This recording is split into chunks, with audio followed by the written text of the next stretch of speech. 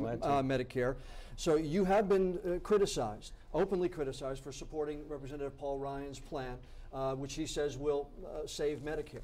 What makes you think that that is a plan that will work and is the right plan to reforming Medicare? Well, there's a big difference between taking money out of a program and reforming a program in order to preserve and save it by driving costs down.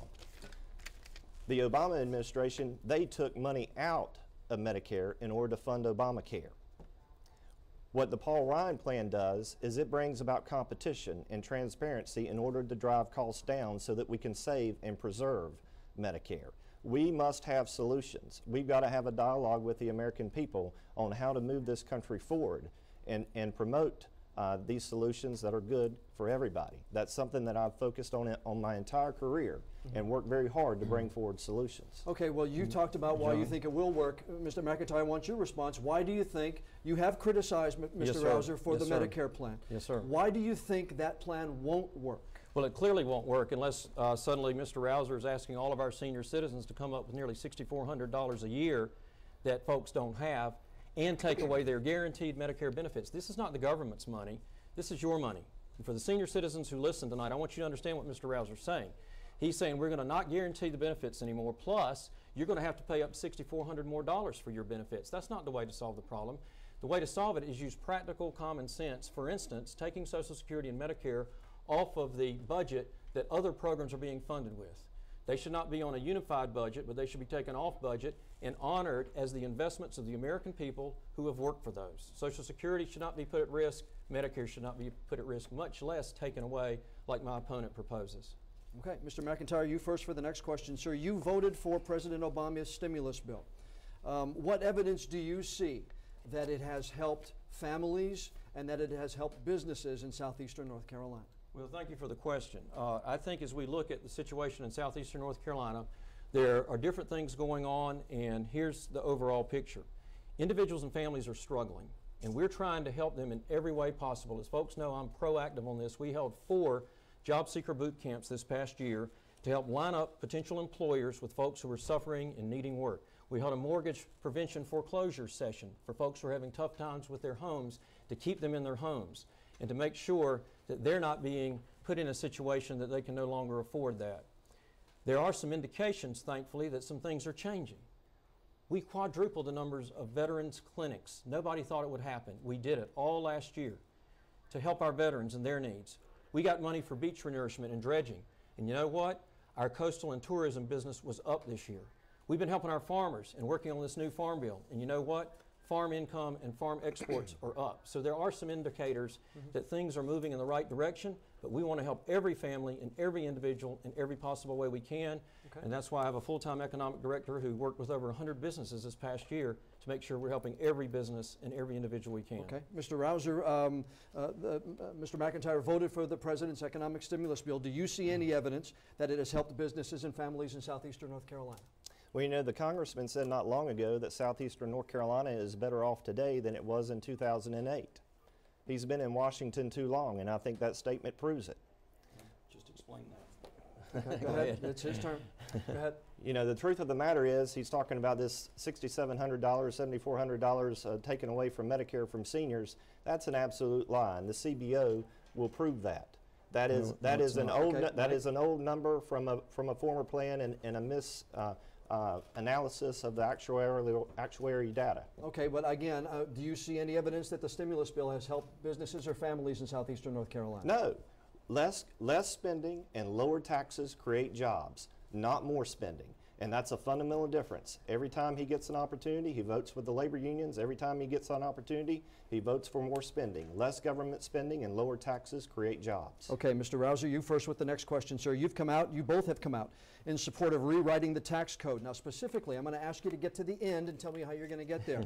Where would you like the rates to be, and then how do you propose getting it? I know that's different, but where would you like to see the code end up, and then how do you go about getting it? I'd like to see the code very simple, flat, and fair. We need to have everybody in the country have some skin in the game, not just half the folks pulling the wagon and the other half riding in the wagon. We need to have lower rates And we need to make sure that we get folks back to work again. And the way you do that is you bring simplicity to the tax code. You get rid of the rules and regulations, which I fought so hard to get rid of in the state legislature. All those onerous and difficult rules and regulations that make it difficult to do business and cost jobs. We've got to do that at the federal level. You have tax reform of that nature. You have regulatory reform so that we can start doing business again in this country. And we've got to lower these rates so that it makes it more competitive, so that our businesses can compete. Businesses move overseas because there's a more attractive environment overseas. We need to make America the #1 place to do business.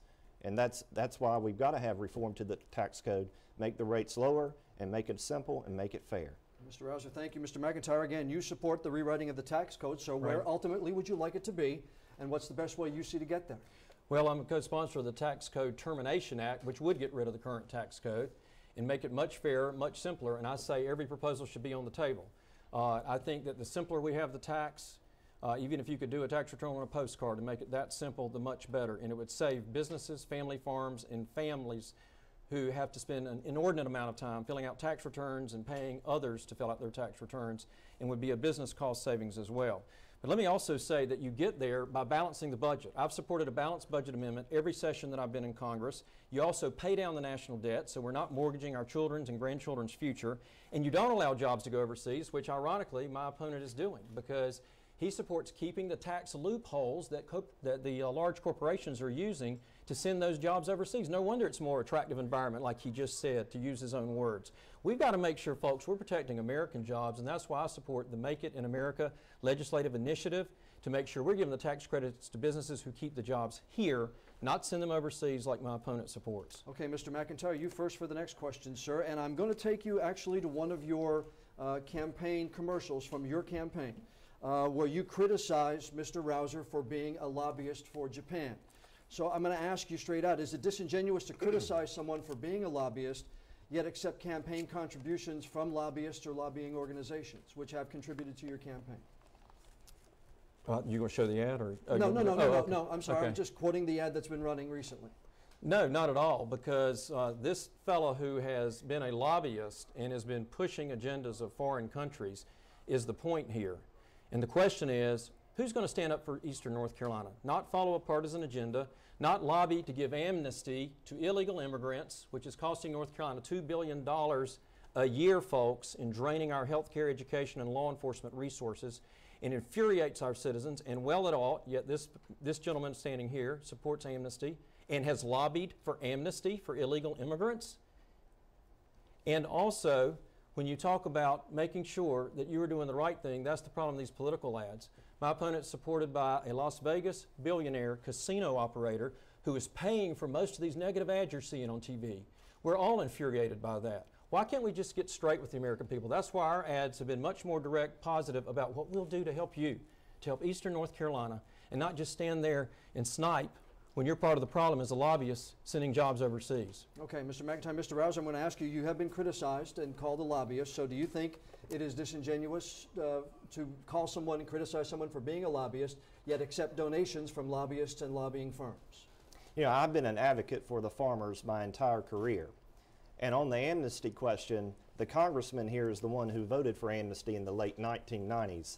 I've never voted for amnesties. He's Okay. lobbied Mr. for McIntyre, he's lobbied for amnesty. let him respond, please. And on the Japan question, the congressman is really out of touch. Japan tobacco is the #1 foreign buyer of U.S. leaf. Tobacco is an important commodity in the 7th Congressional District. I'm proud of the work that I've done for America's farmers and for North Carolina farmers in particular. And I think it's time that we get this country back on track, that we bring forward real solutions and quit slinging the mud about and being disingenuous about the work that I have done on behalf of North Carolina's farmers. Mike knows better than that. Mr. Rouzer, you first, and we got a question from actually one of our viewers. Well, I want to clarify something, Well, John. no, I mean, you had the Okay. chance, you answered it first, and to get him, he had his opportunity. All right. Peter Yergel in Riegelwood answered this question, and Mr. Rouzer, I'm going to ask you, should America continue to give foreign aid to nations that obviously dislike or maybe even hate us? No, I'm not for foreign aid for anybody that wishes us harm. In fact, we need to have a foreign policy. We need to have a leader in the White House that stands up for American values. Congressman McIntyre likes to say that he's on both sides. Sometimes he's on the Democrat side, sometimes he's on the Republican side, he likes to say. But one thing he's never said, he's never called Barack Obama to task. He's never stood up to him. That's a major difference in this campaign. I'll stand up to Nancy Pelosi. He's voted with her 4 times to be Speaker, and then while she was Speaker, setting the House agenda, voted with her more than 90% of the time. You're not going to have that if you elect me as Congressman, and I had the honor and privilege to represent you in the U.S. House. Mr. Rouzer, thank you. Mr. McIntyre, Peter Yergel in Rigaud wants to know, should America continue to give foreign aid to nations that obviously dislike or even hate us? No, of course not. And we've got to take care of our business here at home first. We need to be rebuilding our schools, our roads, our highways, our infrastructure before we go and spend that money overseas or allow foreign countries to do that. And let me clarify in the remainder of my time that to make the disparaging comments about agriculture, with this election, we have the opportunity to put North Carolina in the #2 ranking position in the entire nation on the U.S. House Agriculture Committee. If this election goes the other way, we will go to dead last, and that's just the way it will be on the Agriculture Committee. We can be #2 or we can be last. Most North Carolinians don't want North Carolina to be last. I've received the Friend of the Farm Bureau Award session after session of Congress. So to make the disparaging comments about agriculture are absolutely out of place, and Mr. Rouzer knows it. When I co-authored the tobacco buyout bill, and then he goes around trying to take credit for it. We got the bill passed in the House, which is something that neither the person he worked for nor my predecessor ever did, but we did it because we did work together. And yes, I do work with Republicans and Democrats, and that's part of the problem. I'm not going to go there and follow a partisan agenda like my opponent. I have a clear record of working together, and the Independent National Journal says it's right down the middle of the U.S. House, and it's always been there because I work with both sides. Okay, Mr. McIntyre, many experts believe Social Security is unsustainable and will be exhausted by 2041. You oppose any plan to privatize it.